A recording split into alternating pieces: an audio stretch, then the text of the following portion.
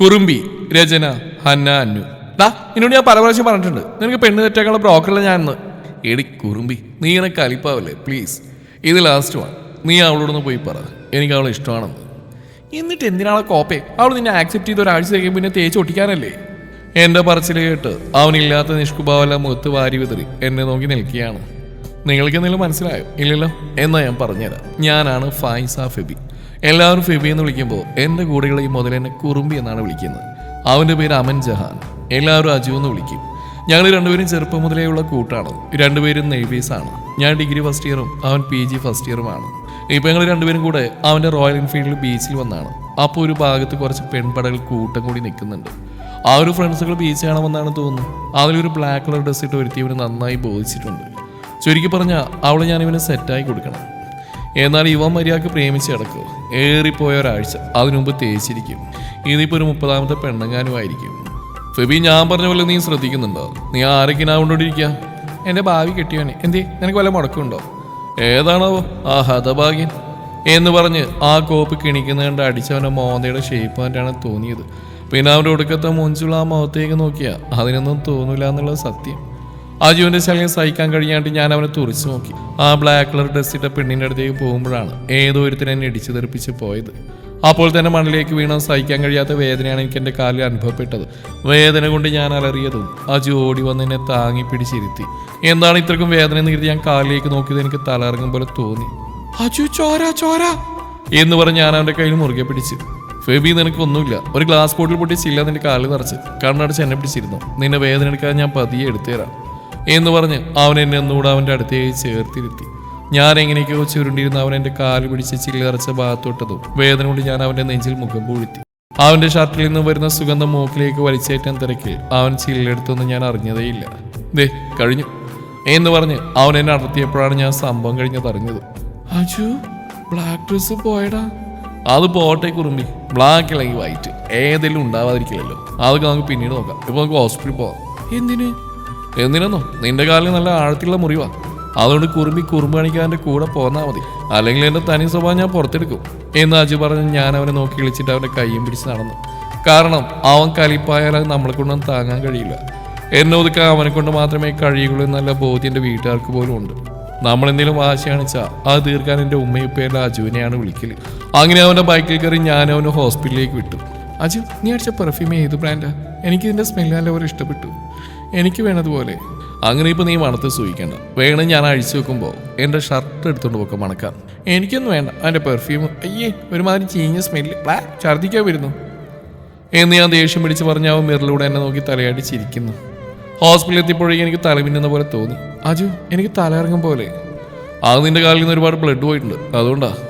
ഹോസ്പിറ്റലിൽ നിന്ന് മുറിവ് ഡ്രസ് ചെയ്ത ശേഷം നേഴ്സ് പറഞ്ഞു ബ്ലഡ് പോയതുകൊണ്ട് ഒരു ട്രിപ്പ് ഇട്ടാമെന്ന്. അങ്ങനെ ഒരു വാർഡിൽ എനിക്ക് അടുത്ത് ട്രിപ്പ് ഇട്ടിരുമ്പോഴാണ് ഫെബി ഞാൻ പോരാ എന്ന് പറഞ്ഞ് അജു പോയത്. എനിക്ക് ട്രിപ്പ് ഇട്ട് ഏകദേശം തീരാനായ സമയത്താണ് പിന്നീട് അജു വന്ന്. അവൻ വന്നൊരു 5 മിനിറ്റ് കഴിഞ്ഞതും എൻ്റെ അപ്പുറത്ത് ബെഡിൽ വന്ന് കിടന്ന് ആകെ പഞ്ചറായി കയ്യും കാലും കിട്ടിയ ആളെ കണ്ട് എൻ്റെ കണ്ണ് രണ്ടും തള്ളി. ബീച്ചിൽ നിന്ന് എന്നെ ഇടിച്ചു പോയവനാണ് ആ കിടപ്പ് കിടക്കുന്നത്. ഞാൻ അയാളെ നോക്കിയ ശേഷം നേരെ അജുവിൻ്റെ നോട്ടം തെറ്റിച്ചു അവൻ മുകളിലേക്ക് നോക്കി സീലിങ്ങിൻ്റെ ഭംഗി ആസ്വദിക്കുകയാണ്. ഒന്നും അറിയാത്തവരെ പോലെ നിൽക്കുന്നുണ്ടില്ലേ. അവനെ പഞ്ഞിക്കിടാൻ ഇവ മുങ്ങിയെന്ന് എനിക്ക് നേരത്തെ നല്ല സംശയം ഉണ്ടായിരുന്നു.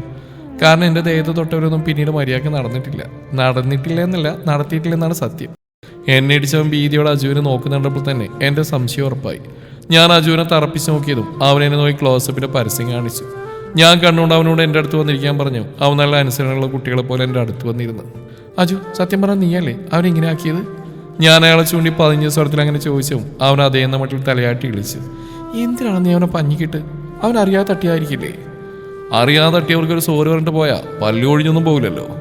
നിന്നോടൊന്നും പറഞ്ഞിട്ടൊരു കാര്യമില്ലല്ലോ എന്ന് പറഞ്ഞ് ഞാൻ മുഖം കൂട്ടിയതും അയ്യേ കുറുമ്പി, നീ ഇങ്ങനെ കുറുമ്പ് കാണിക്കല്ലേ എന്ന് പറഞ്ഞ് അജു എൻ്റെ തലയിൽ തലമുട്ടിച്ചപ്പോൾ ഞാൻ അവനെ നോക്കി ചിരിച്ചു തിരിഞ്ഞതും മൊഞ്ചുള്ളൊരു ചുള്ളൻ ഡോക്ടർ വന്ന് അജു പഞ്ചറാക്കി അവനെ പരിശോധിക്കുന്നതാണ് കണ്ടത്.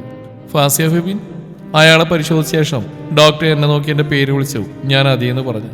ഈ മെഡിസിൻ വാങ്ങിച്ചിട്ട് വരണം, പോയിസൺ ഇല്ലാണ്ടിരിക്കും ഒരു ഇഞ്ചക്ഷൻ ഉണ്ട്, അതിന് ഞാൻ വീട്ടിൽ പോകാം എന്ന് പറഞ്ഞിട്ട് അയാൾ കുറിപ്പ് നീട്ടിയതും അജു അത് വാങ്ങിയിട്ട് മെഡിസിൻ വാങ്ങാൻ പോയി. ഹലോ ഫെബിൻ, ഞാൻ ഡോക്ടർ ഷാനവാസ്. ഡയറക്ടറോട് ഒരു കാര്യം പറയാം. എനിക്ക് നിന്നെ നല്ലപോലെ ഇഷ്ടപ്പെട്ടു. എൻ്റെ ഉമ്മാക്കുപ്പാക്കും ഞാനൊരാൾ മാത്രമേ ഉള്ളൂ. അതുകൊണ്ട് അവരെൻ്റെ മാരേജ് പെട്ടെന്ന് നടത്തണമെന്ന് പറയുന്നുണ്ട്. വിരോധത്തിൽ ഞാൻ എൻ്റെ ഫാമിലിയോട് പറഞ്ഞ് നിൻ്റെ വീട്ടിലേക്ക് പ്രപ്പോസലായിട്ട് വന്നോട്ടെ. ഷാനവാസ് ഡോക്ടർ വർത്താനം കേട്ട് എൻ്റെ കിളിയാകെ പാറിയിട്ടുണ്ട്. ഹലോ, താനൊന്നും പറഞ്ഞില്ല? അതെനിക്ക് പെട്ടെന്ന്. ഓക്കെ, സമയം എടുത്തിട്ട് പറഞ്ഞാൽ മതി. ഇതെൻ്റെ കാർഡാണ്, അതിൽ എൻ്റെ നമ്പരുണ്ട്. പിന്നീട് വിളിച്ച് പറഞ്ഞാൽ മതി. പോസിറ്റീവ് മറുപടി ആകുമെന്ന് പ്രതീക്ഷിക്കുന്നു എന്ന് പറഞ്ഞ് മൂപ്പര് ചിരിച്ചതും വേണോ വേണ്ടേ എന്ന മട്ടിൽ ഞാനും വെറുതെ ചിരിച്ച് കാണിച്ചു. പിന്നെ തൻ്റെ കൂടെയുള്ള ആരാ? ബ്രദറാണോ? അജു എൻ്റെ ഫ്രണ്ടാണ്. ഞങ്ങൾ നെയ്ബേഴ്സുമാണ്. ഫ്രണ്ടാണെങ്കിലും നെയ്ബറാണെങ്കിലും ഒരാൾക്ക് നമ്മുടെ മേളിൽ ഇത്രയ്ക്ക് ഫ്രീഡം കൊടുക്കരുത് കേട്ടോ. ഇന്നത്തെ കാലത്ത് ആരെയും അധികം വിശ്വസിക്കാൻ പറ്റില്ല. ഷാനവാസ് ഡോക്ടർ വർത്തമാനം കേട്ട് മറുപടി പറയാനായി ഞാൻ വാ തുറക്കാൻ നിന്നു. അജു അങ്ങോട്ട് കയറി വരുന്ന കണ്ട് ഞാൻ മിണ്ടാതിരുന്നു. അപ്പോൾ തന്നെ സിസ്റ്റർ ഇഞ്ചക്ഷൻ വെക്കാൻ വന്നു. ഓക്കെ ഫെബി, ഇനി വീട്ടിൽ പോയിട്ട് റെസ്റ്റ് എടുത്താൽ മതി. പിന്നെ ഞാൻ പറഞ്ഞ കാര്യം മറക്കരുത്. ശരി ഡോക്ടർ എന്ന് പറഞ്ഞാൽ പതിയെ ബെഡിൽ നിന്ന് എണീറ്റതും അജു എന്നെ താങ്ങി പിടിച്ചു. പക്ഷെ അതൊന്നും ഷാനവാസ് ഡോക്ടർക്ക് അത്രയ്ക്ക് പിടിച്ചില്ല. അജു, എൻ്റെ കാലിന് നല്ല വേദന ഉണ്ടടാ, എന്നെ ശരിക്കും പിടിക്കണേ എന്ന് ഞാൻ ഷാനവാസ് ഡോക്ടർ കേൾക്കാൻ പാകത്തിന് പറഞ്ഞു. നീ അവിടെ തന്നെ ഇരിക്കുക, ഞാൻ ഈ മെഡിസിൻ വണ്ടിയിൽ വെച്ചിട്ട് ഇപ്പോൾ വരാം, ഒരു 5 മിനിറ്റ് എന്ന് പറഞ്ഞ് അജു എന്നെ ബെഡിൽ പിടിച്ച് ഇരുത്തിപ്പോയി. ഷാനവാസ് ഡോക്ടറാണെങ്കിൽ എന്നെ തന്നെ നോക്കി നിൽക്കുകയാണ്. അവനൊന്ന് പെട്ടെന്ന് വന്നെങ്കിലെന്ന് വിചാരിച്ചു കഴിഞ്ഞു. അജു വന്നു. അവൻ എൻ്റെ അടുത്ത് വന്നിട്ട് പോവാമെന്ന് പറഞ്ഞു. ഞാൻ തലയാട്ടി കാണിച്ചപ്പോൾ അവൻ എന്നെ പൊക്കി അവൻ്റെ തോളിൽ കിടത്തി. അത് കണ്ടതോടെ നമ്മുടെ ഡോക്ടറെ ഫ്യൂസ് പോയിട്ടുണ്ട്. ഞാൻ അവൻ്റെ കഴുത്തിലൂടെ കൈയിട്ട് തോളിൽ കിടന്ന് ഷാനവാസ് ഡോക്ടർ നോക്കി ചിരിച്ച് കാണിച്ചു. എന്തായിരുന്നു കുറുമ്പി നീയും ഡോക്ടർ സാറായിട്ട് സംഭാഷണം? അതോ അങ്ങേർക്ക് എന്നോട് മുഹബത്ത്, പ്രപ്പോസലായിട്ട് വീട്ടിലേക്ക് വന്നോട്ടെ എന്ന്. എൻ്റെ പറച്ചിലായിട്ട് അജു എന്നെ താഴെ ഇറക്കി എന്നെ മിഴിച്ചു നോക്കിയതും ഞാൻ ഷാനവാസ് ഡോക്ടർ എന്ന കാർഡവിന് കാണിച്ചു കൊടുത്തു. എന്നിട്ട് നീ എന്ത് തീരുമാനിച്ചു? എന്ത് തീരുമാനിക്കാൻ? അങ്ങനെ കാണാൻ നല്ല മുൻസില്ലേ, നല്ല ചുള്ളനും പോരാത്തിന് ഡോക്ടറുമാണ്. യെസ് പറഞ്ഞാലോ? എന്തതിൻ്റെ അഭിപ്രായം? ഏയ് അതൊന്നും ശരിയാവില്ല. എന്ത് ശരിയാവില്ല എന്ന്? ആ ഡോക്ടറെ കാണാൻ മൊഞ്ചൊക്കെയുണ്ട്, പക്ഷെ ഒരു ചോക്ലേറ്റ് പോയി നിനക്കവൻ തീരെ മാച്ചില്ല.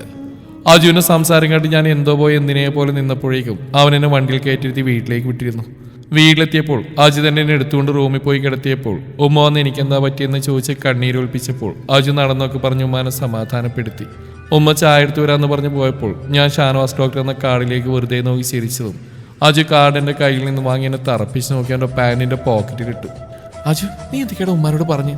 ഞാൻ ചെറിയ കുട്ടികളെ പോലെ മണ്ണിലൂടെ ഓടിക്കളിച്ചപ്പോൾ വീണതാണെന്നും എന്നിട്ട് ഞാൻ നിനക്ക് തേക്കൊരു പെണ്ണിനെ സെറ്റാക്കാൻ വേണ്ടി പോയതാണെന്ന് നീ അധികം സമർത്ഥമായിട്ട് മറച്ചു വെച്ചു അല്ലേ എന്ന് പറഞ്ഞ് ഞാൻ ചിണുങ്ങിയിട്ട് കുറുമ്പ് കാണിച്ചു. അവൻ എന്നെ നോക്കി പൊട്ടിച്ചിരിച്ചു.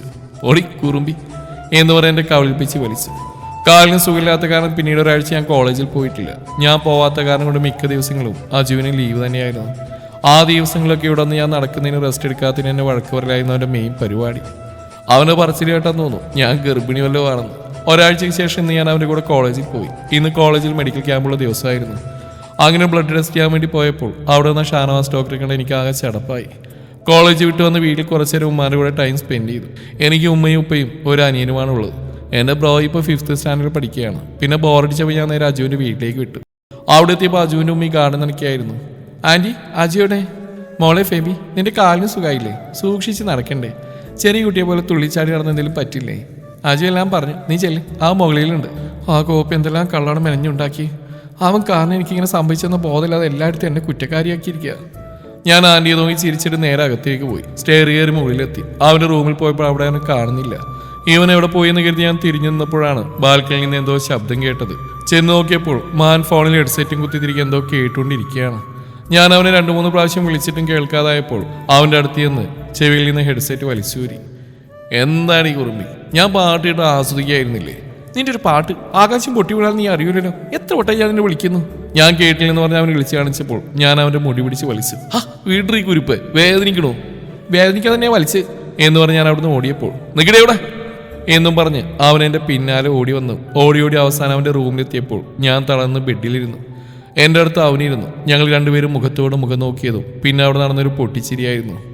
അജു, ഞാനിന്ന് ഷാനവാസ് ഡോക്ടറെ മെഡിക്കൽ ക്യാമ്പിൽ കണ്ടിരുന്നു. ഞാനും കണ്ടിരുന്നു.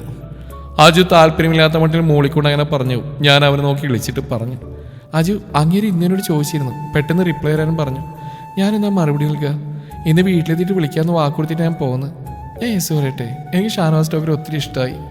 എൻ്റെ പറച്ചിൽ കേട്ട് അജു എൻ്റെ കണ്ണിലേക്ക് തന്നെ ഉറ്റുനോക്കി നിന്നു. നിനക്ക് യെസ് പറയണോ ഫെബി? അപ്പോൾ പിന്നെ ഞാനെന്ത് ചെയ്യാം? നീ പെട്ടെന്ന് കെട്ടിട്ട് പോയാൽ എനിക്ക് പിന്നെ ആരാ? നീ പറഞ്ഞു വരുന്ന എന്നെ അജു, ഞാൻ കല്യാണം കഴിക്കാൻ എന്നിങ്ങനെ തിണ്ടി നടക്കണമെന്നാണ്. എന്നാ നീയും കല്യാണം കഴിക്കണ്ട. ഞാൻ കല്യാണം കഴിച്ചാൽ ഇവിടെ തന്നെയാണ് ഉണ്ടാവുക. നീ അതുപോലെ അല്ലല്ലോ. നീ ഇവിടുന്ന് പോകില്ലേ? അവിടെ നീ കല്യാണം കഴിക്കണ്ട, എനിക്ക് കല്യാണം കഴിക്കാൻ ചെയ്യാം. അവൻ്റെ പറച്ചിലിട്ട് ഞാൻ വായ പൊളിച്ച് അവനെ നോക്കി.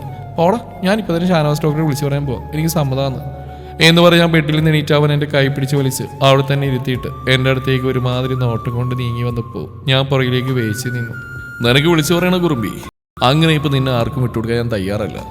എനിക്ക് ലൈഫ് ലോങ് നിന്നെ വേണം. എൻ്റെ ഫ്രണ്ടായിട്ടും എൻ്റെ ഭാര്യയായിട്ടും എൻ്റെ മക്കളുടെ തള്ളയായിട്ടും എൻ്റെ കുറുമ്പിയായിട്ടും എന്ന് പറഞ്ഞ് അവൻ എൻ്റെ മൂക്ക് പിടിച്ച് തിരിച്ചിട്ട് ലവ് യു ഫിബി എന്ന് പറഞ്ഞ് ഞാൻ എൻ്റെ മൂക്കുഴിഞ്ഞ് കണ്ണുറുപ്പിച്ച് അവനെ തന്നെ നോക്കി. ഇതറിയാൻ വേണ്ടി തന്നെയാണ് ഞാൻ നിന്നോട് ഇങ്ങനെയെല്ലാം പറഞ്ഞ്. എൻ്റെ പുറകെ നടക്കുന്നവരൊക്കെ നീ ഭീഷണിപ്പെടുത്തുന്നല്ല ഞാൻ അറിഞ്ഞിട്ടുണ്ട്. അപ്പോൾ നീ തന്നെ എനിക്ക് സെറ്റാക്കി തരുന്ന പെണ്ണിനെ ഒരാഴ്ചയ്ക്ക് മുന്നേ നീ പേഴ്സണലായിട്ട് വിളിച്ച് ഭീഷണിപ്പെടുത്തുന്നോ എന്നാച്ചു തിരിച്ചു ചോദിക്കുന്ന കേട്ട് ഞാൻ അവനെ നോക്കി ഒരു അളിഞ്ഞെളി പാസ്സാക്കി. അവൻ പറയുമ്പോൾ അവൻ്റെ നിർബന്ധത്തിന് ഞാൻ ആരെങ്കിലും സെറ്റാക്കി കൊടുത്താൽ അവൻ തേച്ചതിന് ശേഷം മാത്രമേ ഞാൻ സ്വസ്ഥമായിട്ട് ശ്വാസം വിടാറുള്ളൂ. ഞാനിങ്ങനെ പലതും ചിന്തിച്ചുകൊണ്ടിരിക്കുമ്പോഴാണ് അവനെൻ്റെ അടുത്തേക്ക് ഒട്ടി വരുന്നത്. ആ വരവ് അത്ര ശരിയല്ലെന്ന് തോന്നിയതും ഞാൻ അവിടുന്ന് എണീറ്റ് വേഗം ഓടിയതും നേരത്തെ പോലെ അവൻ എൻ്റെ പിന്നാലെ ഓടി വന്നു. ഒടുക്ക ഓട്ടം അവസാനിച്ചത് ബാൽക്കണിയിലെത്തിയപ്പോഴാണ്. ഞാൻ കിതച്ചുകൊണ്ട് അവിടെ നിന്നിട്ടും അജുവിൻ്റെ അനക്കൊന്നും കാണാത്തപ്പോൾ ഞാൻ അവനെ നോക്കിയപ്പോൾ അവൻ്റെ കണ്ണ് റോഡിലേക്കാണ്. അവിടെ 2-3 ഗേൾസ് ഉണ്ട്. കുറുമ്പി, ആ റെഡ് കളർ ചുരിദാട്ട പെണ്ണിനെ കാണാൻ നല്ല ഭംഗിയില്ലേ? അവൻ്റെ പറച്ചിലായിട്ട് ഞാൻ ഹാലിളക്കി അവൻ്റെ അടുത്തേക്ക് ചെന്ന് കിട്ടിയ അവസരം മുതലാക്കി അവനെന്നെ പിടിച്ച് കിസ്സി. വർഷങ്ങൾ കടന്നുപോയിരിക്കെ ഇരുവീട്ടുകാരുടെയും സമ്മതപ്രകാരം അജുവും കുറുമ്പിയും വിവാഹം വരെ എത്തി നിൽക്കുന്നു. ഇനി അവർ ജീവിച്ചോട്ടെ.